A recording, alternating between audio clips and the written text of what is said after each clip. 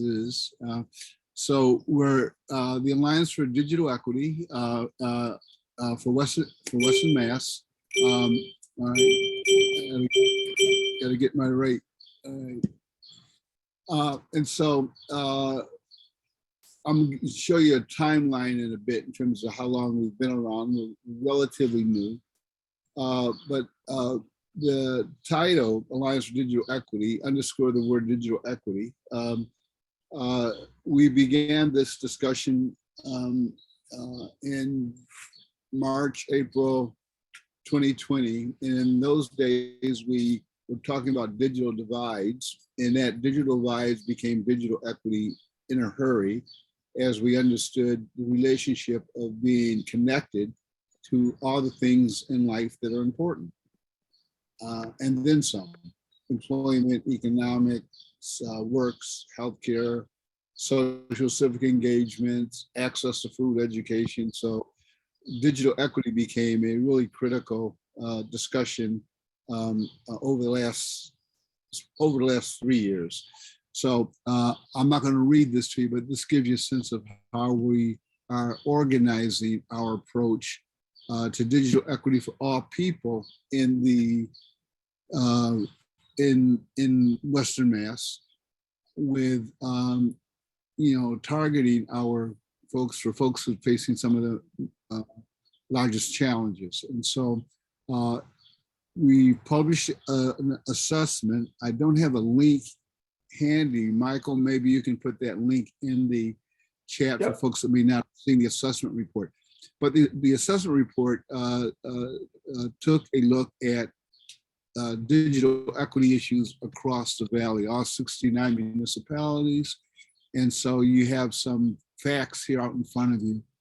Again, 53% of low-income community members indicated a primary barrier to digital equity was lack of connectivity. 31% Black and Latinx households lack high-speed home internet. 51 of a total 69 cities and towns have 30% more of the households earn less than living wage, which directly relates in our issue to issues of affordability, et cetera. So this little timeline you see in front of you. In 2020, we held what we called was a discovery process, community conferences, and a year of needs assessment. We moved to our dream state, vision of what might be possible. That is, we try to envision what a better connected community would look like. And then we're in our 2022 do something phase. And so this discover, dream, and do something were the themes that we use to sort of guide our community conversations, community forum. And out of that, we adopted really a framework for community action. So we were going to address issues of access. We wanted to support the adoption of digital tools and services. And then we wanted to support the application, how those tools were used, and to be sure that those tools were used or designed in a way that all people could participate on the various digital platforms. So as we talk about affordable connectivity, while this connectivity question is really around access, affordability, the way that we are approaching this work is we're trying to create solutions that braid all of these things together. So if you're connected to the internet, we hope that you have, along with that, some instruction in how to use it and some skills for navigating, and then some support in terms of applying those skills to various functions, and that there's somebody around to help you do that as needed. So we had some foundational approaches, and we're going to talk about those. I'm not going to spend a lot of time with them, except as we talk about the Regional Digital Resource Center. That's where the Affordable Connectivity Campaign is sort of housed at this point. So what's foundational is we're talking to folks like you because we think there are already organized networks, and we want to bring folks together to support collaborative action. And so you want to hear about that strategy a bit. We think digital stewards or navigators are critical. In some ways, the creating organizations that support connecting folks through ACP sort of leans into that digital stewards navigators role, more enrollment and assistance, but it sort of begins to move in that direction. We think what we're doing is really around potentially setting up policy discussion around connectivity and affordability in what that might look like in the future state. And then what we've tried to do is maintain sort of a people-centered focus. You're looking, for those folks that can see, a picture of one of our place-based strategies. We're working to create a library digital literacy network. So we're meeting with librarians and libraries across the region. And can imagine those as places for instruction and support for connecting residents on a geographic basis. So there are these communities that already use libraries. Can we use libraries to support digital equity? And so we're working with our library systems to do that. We have a housing initiative. So imagine all housing that's built is built already wired for the internet, in the same way that housing that is built is wired for electricity and there's plumbing and for water. So we want to have people begin thinking about this as a utility. So we have a strategy to do that, and that sort of leads us into policy advocacy. And then we just launched a network discussion around older people, and so older people being older adults. I've been instructed by my champions and advocates that I can't call them seniors or elders.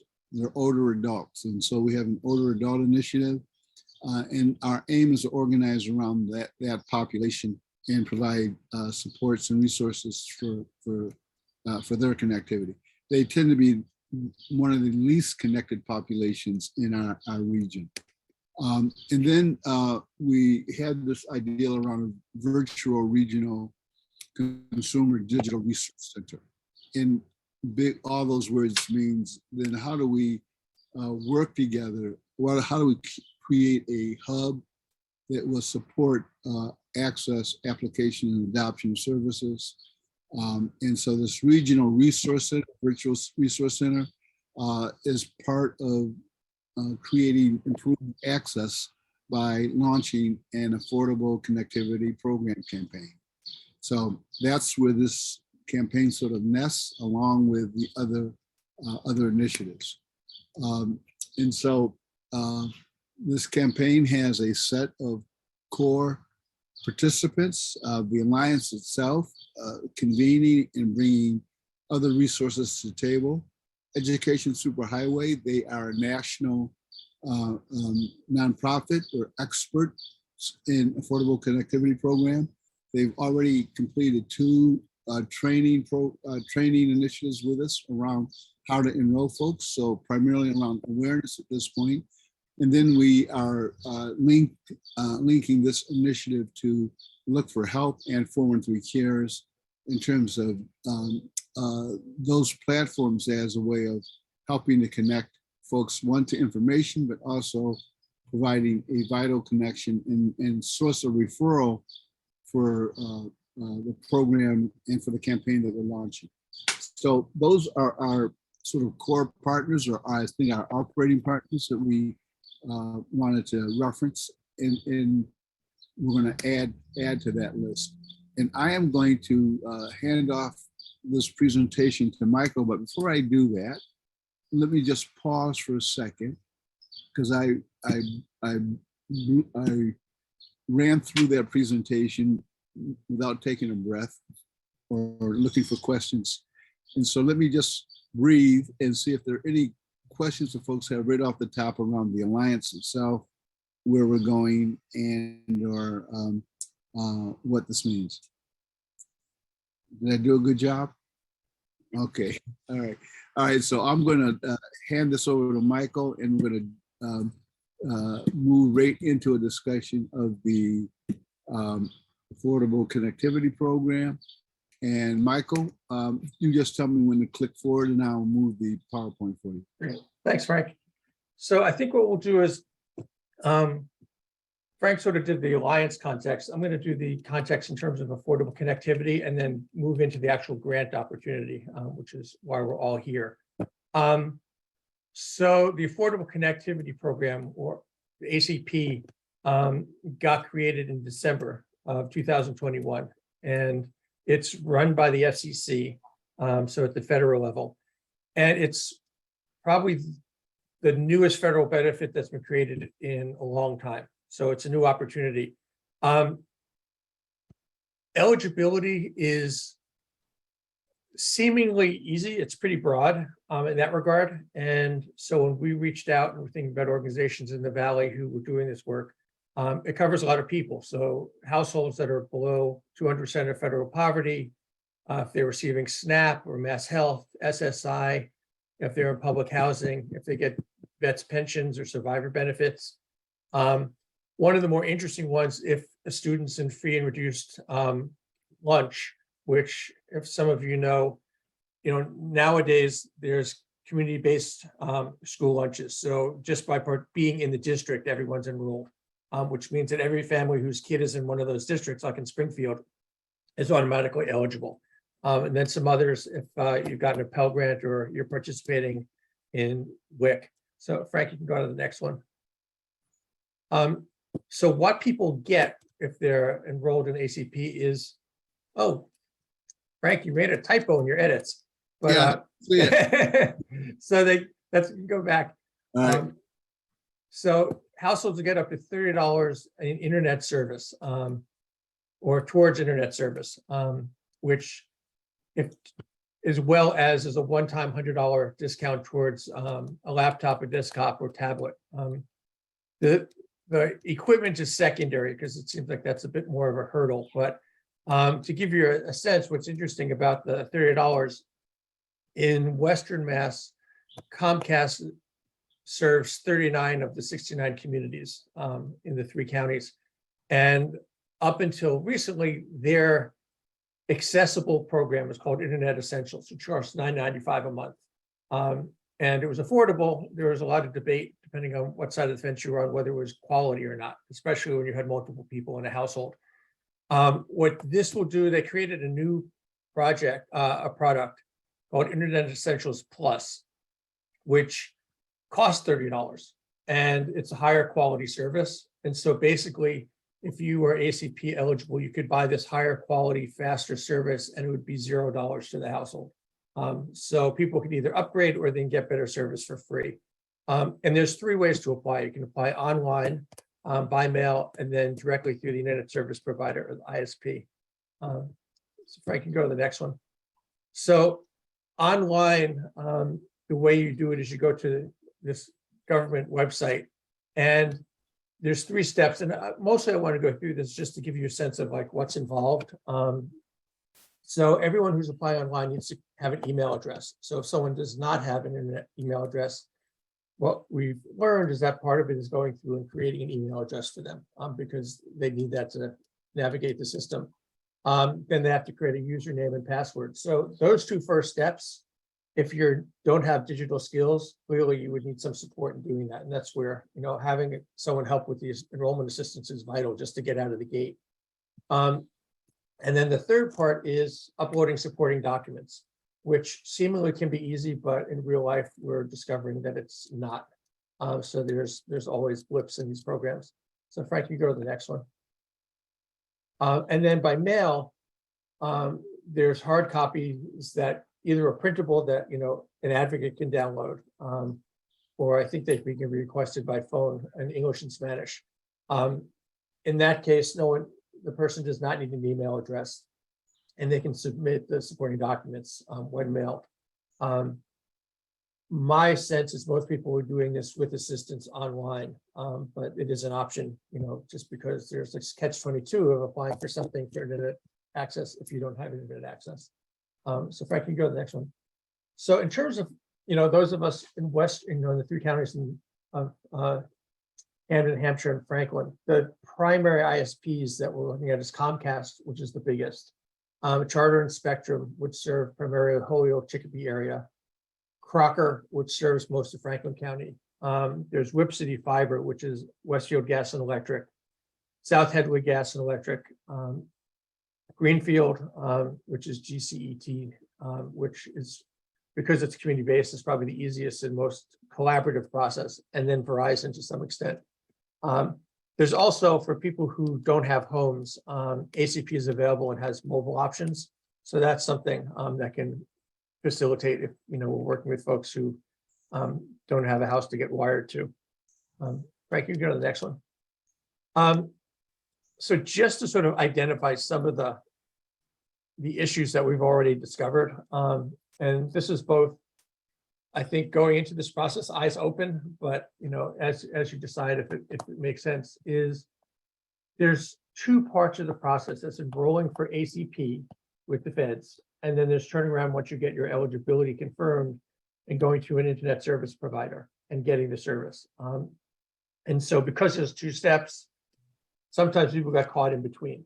So they'll do the ACP and then they just sort of drop off because it's too hard to do the ISP or whatever. But having a 2-step process is challenging. Hey, Nada. So there's also ISP awareness, ACP. And what we've heard is that, when you do the second part and you're enrolling for ISP, the customer service reps have a wide range of information and knowledge about the program. So like other programs, they might be giving out wrong information, which just makes it harder for someone to enroll. And therefore, either at a community assistance level, you're picking up the pieces of that because it's bad information, or you're helping them through that and trying to correct the process. Wait times have been reported to be a problem because when you're not so much with the ACP part of it, but with the ISP part. For most people, you're calling the regular customer service line, which if you've experienced, America in the last couple of years, everyone's waiting. We did find out yesterday, Frank and I, in talking to Comcast's rep out here, that they do have a direct line. And we haven't ground truthed how that works, but they said that, if you call the direct line, you're getting people who are trained to help people with the ACP enrollment. So that's a step in the right direction. Documentation, if you remember a couple of slides back where I was talking about eligibility, some of these groups of folks are seemingly automatically eligible, but they're being asked for documentation anyway. And so, like everything else, that can be a problem because once you have to find the documentation, you have to scan the documentation, you have to email it in. So that's a problem. And then there's just the catch-22 of there are some people who are signing up for internet access who don't have internet access or have low digital literacy. And so navigating that. So these are the issues that have arisen. It really speaks to the fact that you need a trusted individual who most likely is in person, but at least is accessible to help walk you through this process, even though it's designed to be less cumbersome, it's still a bureaucratic system. So Frank, you can go to the next one. So the scope of work, and you're sort of shifting a little bit to like what we've been thinking. And Dana, this might seem like deja vu all over again. So the primary thing is really we want to create a system where we have partners in the community who are doing enrollment assistance with applications. That's really the primary thing. Secondarily is outreach to help raise up awareness. But I think over time, there'll be different people doing outreach, but because of this process, it's really sort of making sure that we can get the people doing the assistance part. So Michael, let me just sort of step in. So Michael didn't get a chance to look at this reviewed one. So Michael, I have a set of slides that break out the details. Oh, great. Files. Cool. Why don't I advance? That sounds good. Okay. So in terms of the enrollment assistance, what we're imagining, do you have my little groovy map in there, Frank? What's that? Did you have my little groovy map with the red dots and the Yeah, yellows? yeah, it will come. You will see it. Okay, okay. So what we're thinking about for enrollment assistance is really creating enrollment hubs where people can go directly and making sure that they're spread with that within the region. So as you'll see, we're at least having 3, 1 in each county, and then some others that may be more thematically organized. But the idea is to assist people in person, on the phone or online, depending on where they're coming from. But just being a real live person who can help, and making sure that we're helping them through both the ACP process, which is that first step, and then all through to the end where they get connected to an appropriate internet account, and navigating the customer service.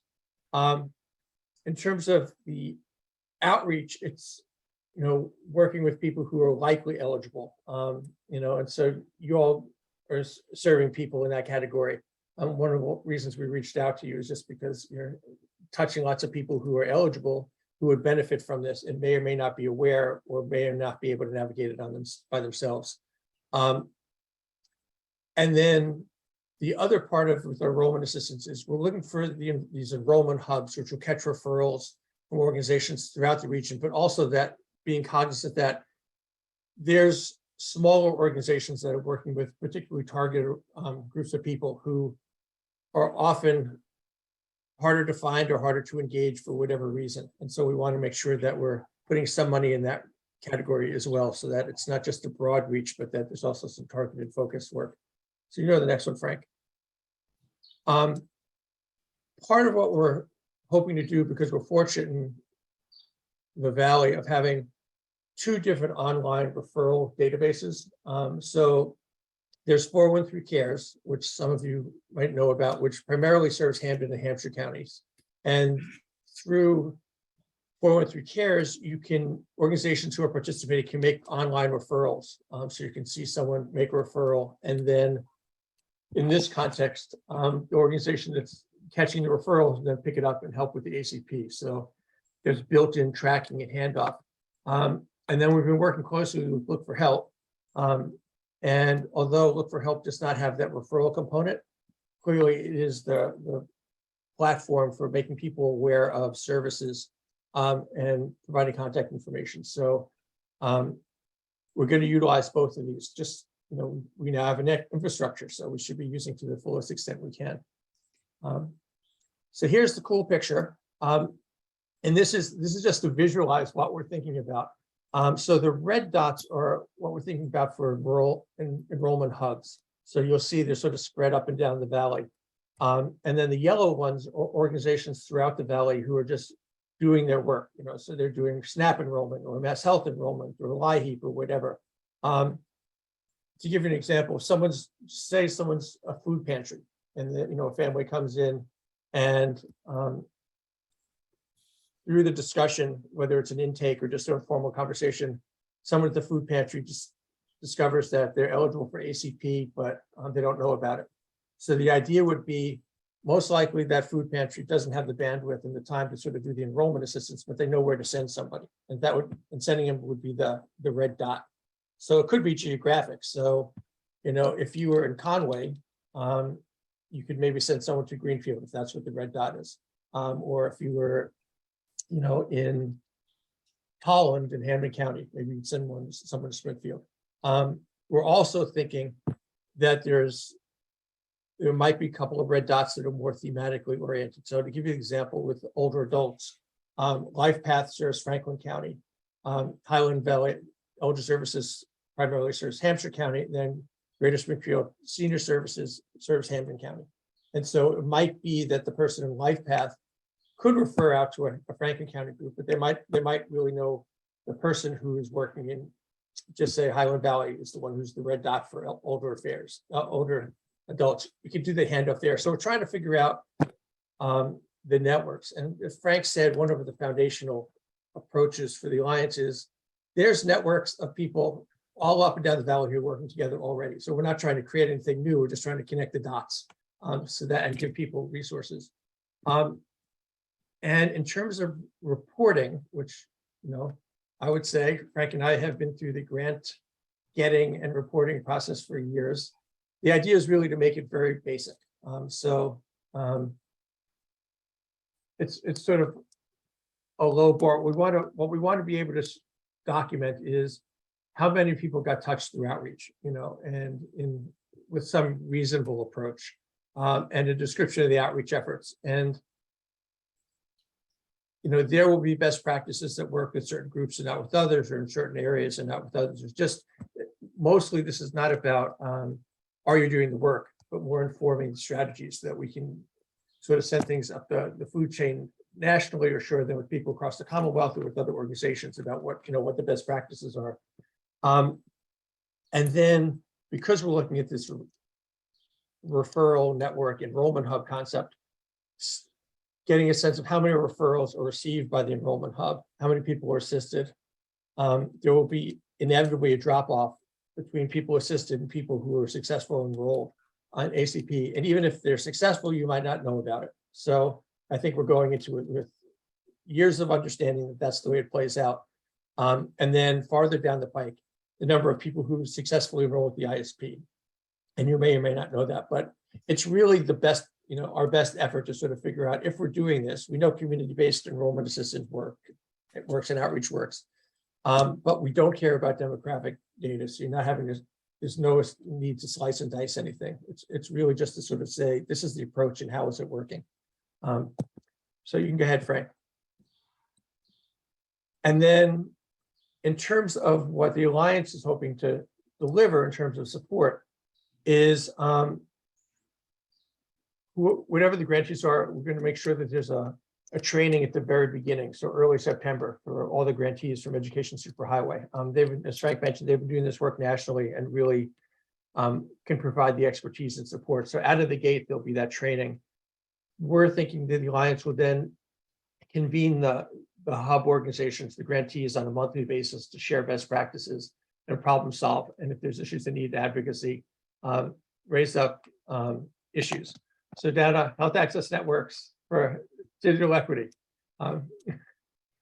And then the Alliance will also, we're already in discussions with organizations across the state who are doing enrollment, and there's an effort to sort of share information and do advocacy. And so as that grows, we'll connect any of the hub organizations to that larger group so that there's a bigger peer or network just to sort of reach out and get information from.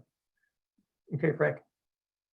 So in terms of the nitty-gritty, what we're looking at is awards of up to $15,000, and this would run from September 1st or thereabouts through January. So it's September, October, November, December, January, so 5 months. And that would be for the enrollment hub. So people who are catching referrals from other organizations around the region.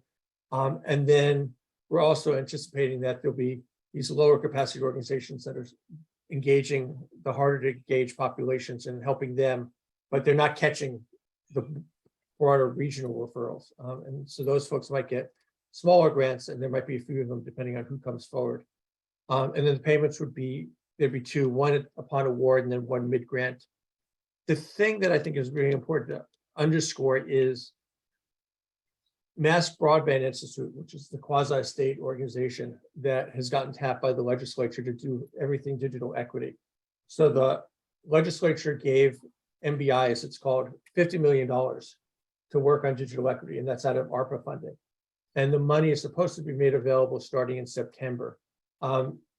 So a lot of what we have been doing at the Alliance is putting things in place and sort of doing proof of concept or starting implementation, knowing that if you have $50 million, it's going to backfill and actually make things sustainable and be able to ramp up. So, our assumption is we can start this grant program, and we're already talking to MBI, encouraging them to fund outreach and enrollment grants. So, there's no guarantees, but my logic would be if there's people already doing the work, they would be the first people to go to sort of say, can you continue the work? And do you need more to make it more effective? And then the other part is the FCC, which is running the program. They have an open meeting in August, and on the agenda is discussion of outreach and enrollment grants as well. So at the federal level. They're already talking about it. So I think we're at the front of a wave of what's going to be outreach and enrollment. So although our grants are, modest and time limited of 5 months, by the time January hits, there's no doubt the landscape will have changed. What it looks like, we don't know, but it will have changed and there'll be more money in it. Is there another one, Frank? Yes. So in terms of the process, basically, we just, we want to have organizations that are based in and serving Hampden, Hampshire, and Franklin County. So that's everyone online. That's that. And everyone is either a 501c3 or a fiscal conduit. Again, everyone online is a 501c3.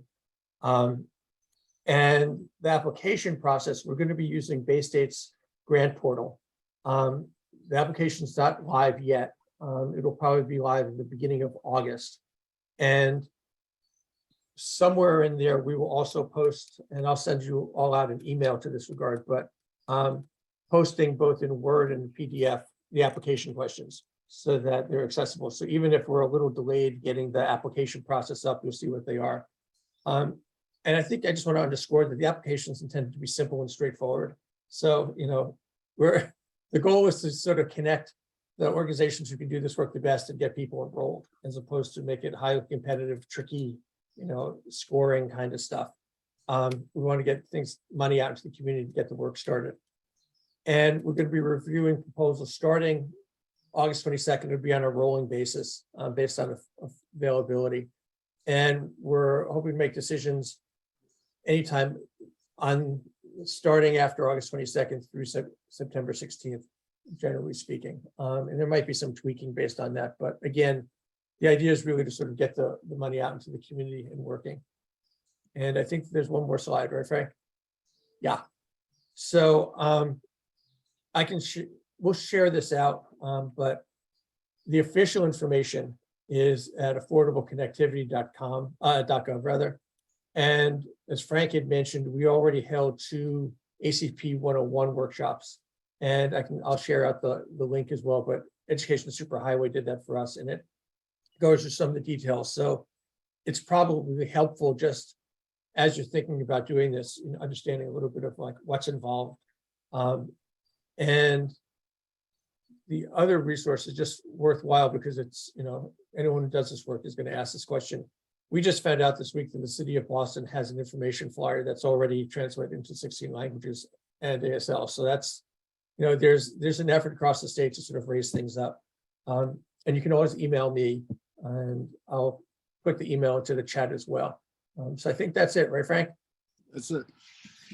Cool. All right. So it's a little bit like drinking through a fire hose at Sharon. I suspect we've thrown a lot of stuff at you.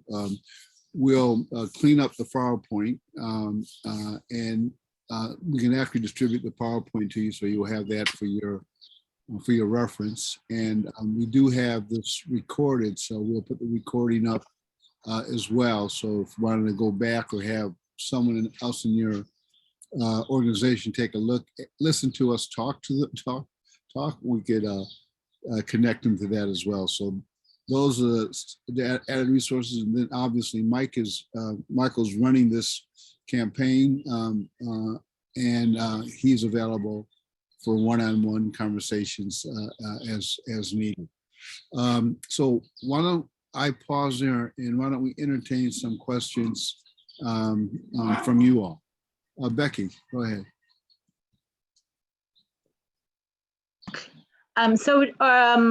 You went over some of the reporting requirements, but do you have estimates on how many people that you anticipate being served through the 5-month period that you're talking about in each area? Or as many as possible. So the answer is no, Becky. So we know that the volume, the numbers of people regionally are just, there are a whole lot of people that are eligible, they just don't know. So we don't have targets per se for folks. Consider this a pilot. We want to figure out what we're doing, how we're doing it, Might we in the future, working with you all, come up with targets that make sense or set some goals that make sense for the region? Yeah, our goal is that 100% of the people in our region that are eligible will be connected. So how do we get there? Well, it's small bites, and if we take a number of small bites, we'll eat this whole elephant sooner or later. So that's really the strategy, but we don't have targets in a sense of this is not performance-based contracting, anything sophisticated like that.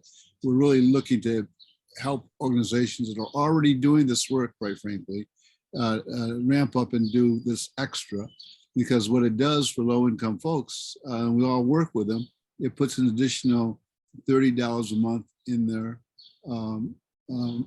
piggy bank, and it's a direct benefit and relief for them. So we think that's sufficient motivation, if you will, without tying performance to dollars.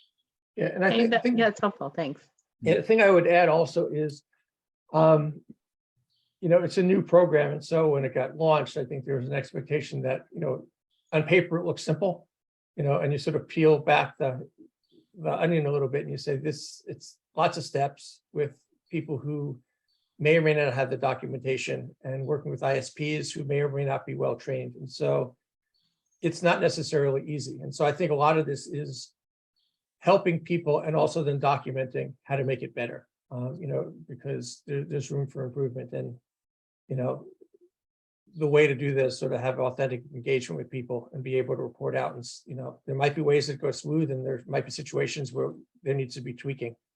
So I think that's, we want to help people. We also want to learn in the process. And I have one more question, which is around the cost, are budgets expected, and what kind of costs are eligible? So budgets are not expected. And whatever is needed to enhance enrollment assistance on your part is cost eligible. So it could be taking current staff that are doing outreach and enrollment for SNAP, giving them additional hours overtime, or having them scheduled to come out for tabling or outreach events, and supplementing their base salary. That would be perfect. You may have, we're open to hearing from you how you see doing this work. And so a description of how you would use the dollars is sufficient, but we're not doing line items or cost reimbursement. We'll issue the grant in 2 installments as we described. Mike, is there anything you want to add to that? No, I think it's, really it dovetails with the experimentation, that every organization is going to approach this differently based on capacity. And the idea is there's different ways of doing this. You can add staff, you can add hours, you can, organize volunteers and have someone who's getting paid as the organizer of the volunteers, for outreach and education materials. Although there's stuff out there if you need to develop materials that are educational. But it's really leaning on you to know both the population you're going to engage and then organizationally what's going to make sense. Yeah, and the other disclaimer is grant writer need not apply. You don't need a grant writer to submit your application. So we're really looking to hear from you what your ideals are. So this is the application process is going to be really simplified. We're interested in getting into the work as soon as possible.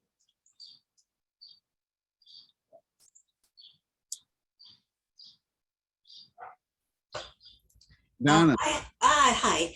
I do have a question. It's not quite about the grant, but more about the ACP program. So I know this has been going on for, a few months already. And, is there any kind of mechanism set up to have folks be reviewed for their eligibility on any kind of regular basis? Or Just knowing the SNAP program and Mass Health and all that, I mean, I anticipate if this is a longer running program, at some point, somebody's going to say something about that. And I just curious if you'd heard anything. That's a So, good question. I don't think I've heard that one yet. So Mike, have you heard that?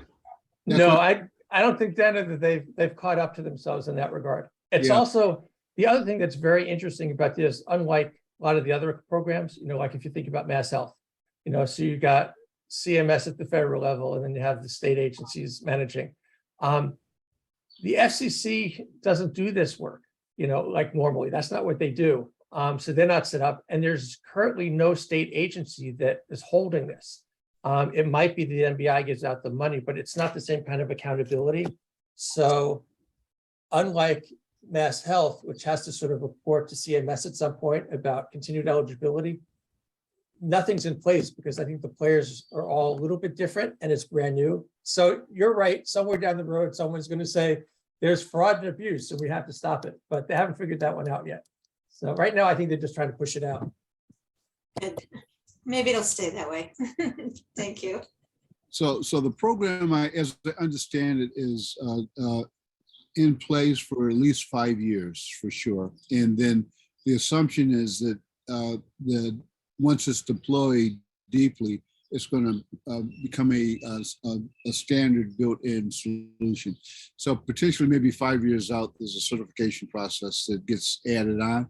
But this is the first time that question's come up in several months of talking about this. So Dana, thank you for that strategic view of this program. We will now carry that question back to our conversation with others and see what's going on. Are there other questions for Michael and or myself? This is Lori. I would just like to say that we tried to enroll students in this program this past year. It was not user-friendly at all. I mean, I understand what you're saying, that with advocates, it may be doable. And you're right, to have an email, to have an email address and internet to get internet does not make things easy. We found that there were all kinds of income verifications and hurdles. We wound up buying hotspots for students and lending them to them because this was so cumbersome to do. I mean, maybe with this much activity and focus on it, or someone assigned to it with more time allocated, it is not a slam dunk. It is not easy. The kinds of verification that people had to provide discouraged a lot of people from pursuing it. Yeah, I think, Lori, that's exactly what we've been hearing. When Frank and I first heard about it at the beginning, we thought this should be sort of straightforward, and it quickly became obvious that it was not. It was not. And It was and not. part of it's the system, because there needs to be documentation, and there's these 2 steps. The other part of it, I think, frankly, is that the people that are administering it are asking for things that they don't need to. So there's just Exactly. misinformation. And so without the advocacy, and I think it gets back to, Becky's question about, do we have a set number of people that we want to enroll? This is laborious, and so it really is like, we should help as many people as we can help, and also figure out how to inform the system to make it better, because it's a great opportunity if it works well. But right now, like, I think what you're saying affirms what we've been hearing from people around the state. Right. It was very cumbersome and not user friendly. So if what you're saying is that we're not just going to be doing outreach to people, but also providing, input that might actually have an impact. I mean, I could see people getting very frustrated that we would be outreaching to them about something that they couldn't access. That would really be challenging. Yeah, and I think that's a great call out, and that's why these grants are around application assistance. And so to be able to spend the time needed with an individual to sort of hold their hands and walk them through the process we think is really an important element. And that's where we do the learning. And hopefully we then, through policy and other kinds of advocacy, can influence the process in the system. So nationally, there are a number of experiments going on right now to figure out how to enroll folks easier. And so we would hope that we'll be a contributor to those solutions. And as those solutions come to play, we actually will be in real time passing them on to folks that are helping with this assistance process. The other possible solution in this for those communities that are Comcast communities, Michael and I meet with Comcast right now about once a month, and we have the ability, I think, to be flexible in how Comcast shows up in this space, and to the extent they may become helpers themselves. So they have a lot of skin in the game, so I think they're more than willing to be flexible in terms of making it easier from their side of the fence whenever and wherever possible. So I think we have some opportunities that are in front of us that hopefully Lori will address some of what you experienced over the past year. Okay.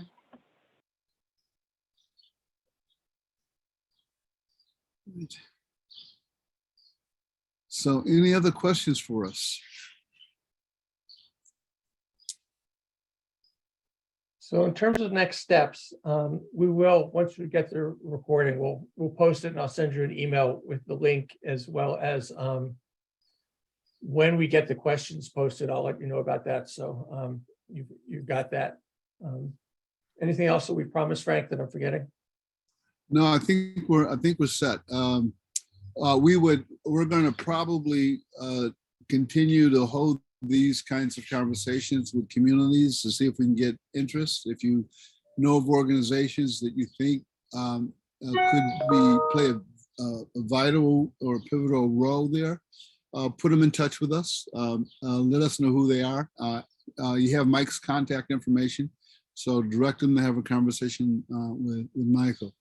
We're doing grant assistance, but I have to believe, and I do know for a fact that some organizations that are actively engaged in enrolling folks in other applications might be willing simply to take this on and are anxious to hear more about it, to learn more about it. We can be teachers and educators and provide them the access to information and support. So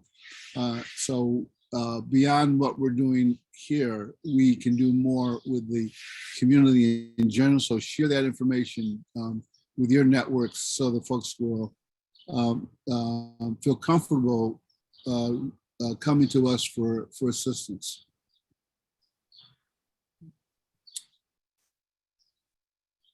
So if we have no more questions, I think we are a few minutes shy of 2 o'clock and much shy of what we had projected as a longer time. So I'm giving you back at least 32 minutes according to our schedule. Now that means you owe me. All right, guys. Thank you all. Thank you so much. Bye. Thank you. All right.